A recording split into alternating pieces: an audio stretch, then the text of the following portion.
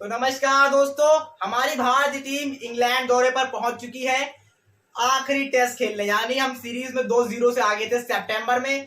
तो जो बचा हुआ एक टेस्ट था जो कि कोविड की समस्या के चलते नहीं हो पाया था, वहां वो हम खेलने के लिए जा चुके हैं। हमारी टीम पहुंच चुकी है वहां पर। तो हमने सोचा क्यों ना आज ताजा करते हैं पुराने हिस्ट्री से जुड़े कुछ तथ्य, उन पर नजर डालते हैं।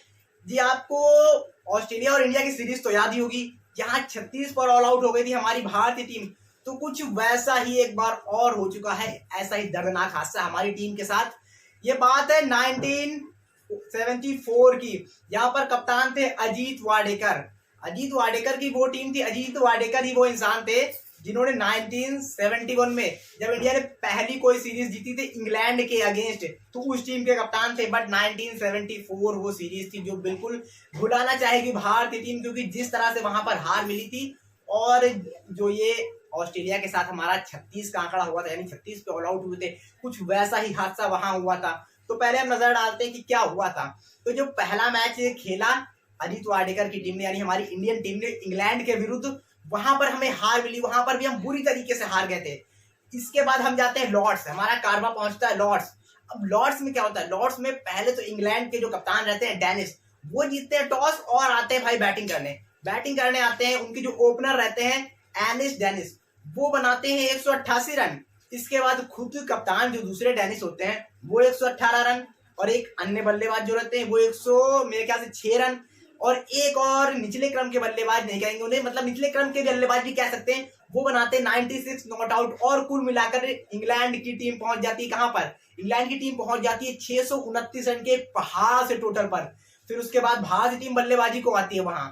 अब इसके बाद भारतीय टीम की शुरुआत जो होती है वो बहुत ही शानदार रहती है। फारूक इंजीनियर 43 रन बनाते हैं, और हमारे सुनील गावस्कर 88 रन की पारी खेलते हैं, और लगभग 90 के करीब रन जोड़ लेते हैं पहले विकेट के लिए।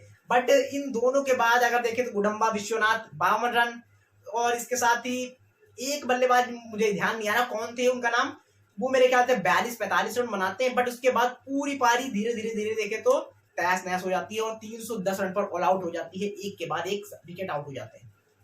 अब इसके बाद नतीजा ये निकलता है कि भारतीय टीम को आना पड़ता है फॉलो ऑन के लिए।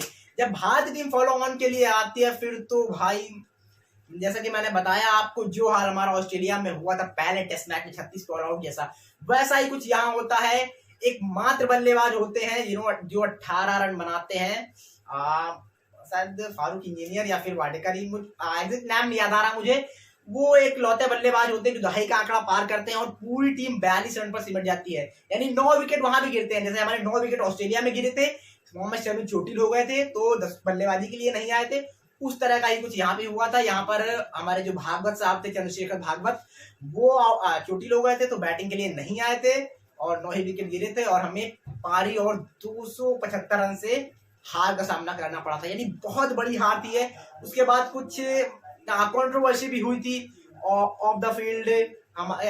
जो एक प्लेयर थे हमारे, वो डेब्यू करने वाले थे, वो पता नहीं कहीं चोरी के इल्जाम में पकड़े जाते हैं किसी चीज में, तो वो खैर चलिए अलग की चीज है। बट वो बहुत ही खतरनाक दर्दनाक दौरा था भारतीय फैंस के लिए, भारतीय क्रिकेट टीम के लिए, क्योंकि जो आखिरी टेस्ट भी होता है वहां पर भी हमें हार ही नसीब होती है। यानी 3-0 से हमारा सफाया हो जाता है वहां। सो अब जब हम पहुंचे हैं यहाँ वन ऑफ टेस्ट मैच खेलने के लिए, so can we could win here, we're here to win, we're here to win, because हमारे पास हार के लिए कोई रास्ता नहीं है। यहाँ पर अगर हम एक टेस्ट हारते भी हैं तो सीरीज ड्रॉ हो जाएगी, बट अगर हम जीतते हैं तो यहाँ 3-1 से बाजी मारेंगे और इतिहास के पन्नों में अपना नाम दर्ज करा देंगे, क्योंकि इससे पहले मात्र 2 बार इंडियन टीम है जब इंग्लैंड में कोई टेस्ट सीरीज जीती हुई है। तो अब देखना पड़ेगा रोहित एंड कंपनी क्या करती है इस टेस्ट मैच में।